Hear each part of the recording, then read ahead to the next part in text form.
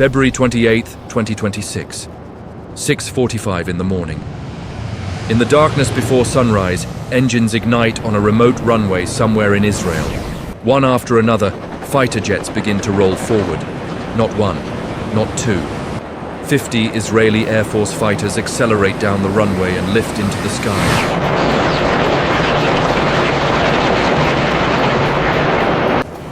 Within minutes, they disappear into the early morning clouds, heading east.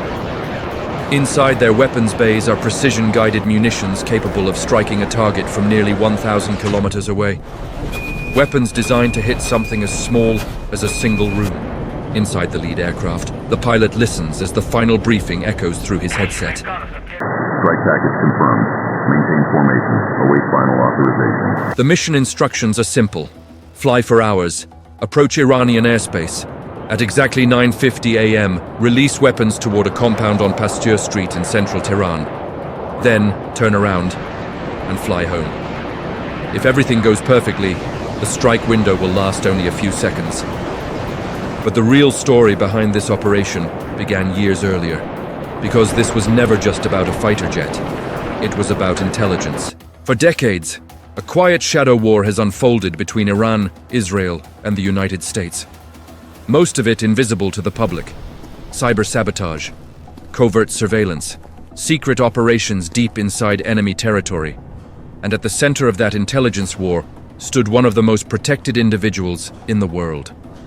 Iran's supreme leader, Ayatollah Ali Khamenei. In Tehran, the leadership compound connected to him is more than an office building. Beneath it lies a heavily fortified underground bunker. A vast command complex extending under several streets of the city. Reinforced tunnels, hidden entrances. War rooms designed to function even during large-scale military attacks. In times of crisis, Iran's leadership could disappear into this underground fortress within minutes, which is why locating them above ground would be extraordinarily rare. Yet according to intelligence discussions that surfaced later, something unusual happened on the morning of February 28th. Inside the compound on Pasteur Street, a meeting was reportedly taking place. Around the table were some of the most powerful figures in Iran's government and military command. Senior officials, strategic advisors, top commanders. If those reports were accurate, it meant something extraordinary. The core of Iran's leadership was gathered in one place, an opportunity that might never appear again. But identifying such a moment requires more than luck. It requires years of preparation. Years earlier, intelligence analysts had begun studying Tehran in extraordinary detail. Street cameras across the capital city quietly recorded traffic every day. Cars, convoys, security escorts, drivers. To most people, they were just ordinary traffic cameras. But according to investigative reporting that later surfaced, some of these video feeds were allegedly accessed and analyzed outside the country. Inside dimly lit intelligence rooms, analysts watched, studying patterns. One particular camera became extremely valuable. It overlooked a parking area near the leadership compound, a place where drivers and bodyguards of senior officials often waited while meetings took place inside. Day after day, analysts observed the same scene. Black government vehicles arriving, security escorts stepping out, drivers taking their positions, and slowly, patterns began to appear. Which vehicles belonged to which officials? How many guards accompanied them? What time they usually arrived, what time they left? This process has a name in intelligence work: pattern of life analysis. Understanding someone's daily routine so deeply that their movements become predictable. Sometimes even more predictable than their own family members might know. But cameras were only one part of the puzzle. Another layer of intelligence came from signals. Modern smartphones constantly transmit data, call records, location signals, connection histories, who calls whom, how often, when. Advanced algorithms can analyze billions of these data points, mapping entire networks of relationships. And sometimes those networks reveal something unusual. On the morning of February 28th, intelligence systems reportedly detected exactly that. Multiple senior figures appearing near the same compound in Tehran. Around the same time, another message arrived. A human source reportedly confirmed that a high-level meeting was scheduled for that Sunday morning. Inside intelligence circles, this type of information is extremely valuable. High-confidence intelligence. But identifying the meeting was only the first step. The next challenge was confirmation, because the target involved one of the most protected individuals on Earth. Whenever tensions between Iran and Israel increased, Ayatollah Khamenei often vanished from public view. Sometimes for weeks, no public appearances, no confirmed location. Yet on this particular morning, analysts believed he was inside the compound rather than inside the underground bunker. Why he remained above ground is still debated. Some analysts believe Iranian security forces believed the risk of an immediate strike was low. Others think the meeting itself was too urgent to delay. Whatever the reason, two separate intelligence teams reportedly reached the same conclusion. The leadership gathering was real. Inside a command center far away from Tehran, the information arrives on a secure screen. An intelligence officer studies the report silently. Are we certain? Another analyst nods slowly. Multiple confirmations. Signals, data, and human source. A pause fills the room. If this window closes, we may never see it again. But one problem remains: communication. If someone inside the compound becomes suspicious and sends a warning, the meeting could disperse within minutes. So another operation begins. Cyber specialists focus on mobile towers surrounding the compound.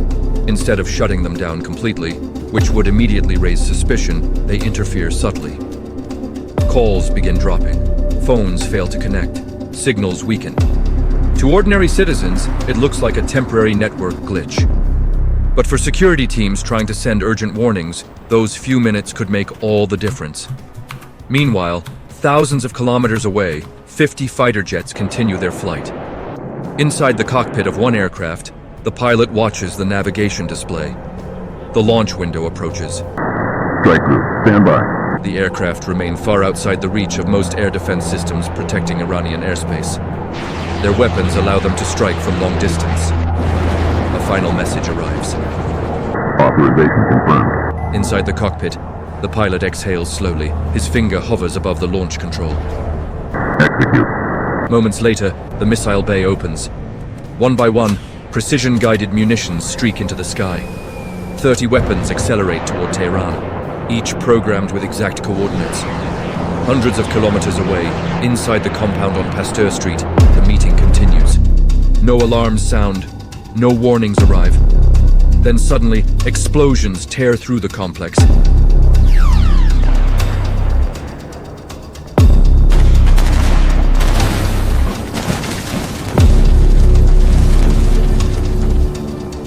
Shockwaves ripple across the district. Smoke rises above central Tehran. Within minutes, the strike is over. The aircraft turn west and disappear back into the sky.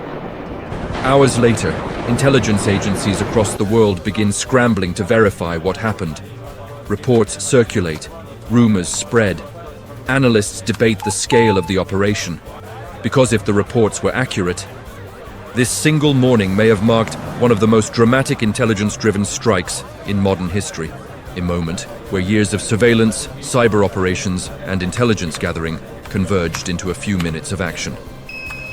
Smoke still hangs over central Tehran. Reports indicate that in the initial wave of strikes on February 28th, between 40 and 48 high-ranking Iranian officials and military commanders were killed. The world watches in disbelief. The death of Iran's supreme leader, Ayatollah Ali Khamenei, and his top leadership was meant to be decisive. Israel and the United States had believed that the elimination of the regime's core would spark internal collapse, that the decades-long oppression would finally crumble, and ordinary citizens, long silenced, would rise. But it did not happen. Instead, Iran's decentralized command system came alive. Regional units and clandestine networks launched coordinated strikes on US and Israeli bases across the Middle East. Missile attacks, drone assaults, and cyber operations struck inside Israel and beyond. At the same time, US and Israeli forces launched massive strikes against thousands of targets across Iran. Within days, what had been a targeted strike spiraled into a full-scale war. The Middle East became a battlefield. Intelligence reports warned that every retaliation would escalate further. In Tehran, emergency sirens screamed. But the regime, though battered, remained resilient. Across the globe, military planners realized they had underestimated Iran's capacity for decentralized, asymmetric warfare. The world had witnessed a calculated surgical strike. But what followed was chaos, fire, and the opening of a war that could redefine the region forever.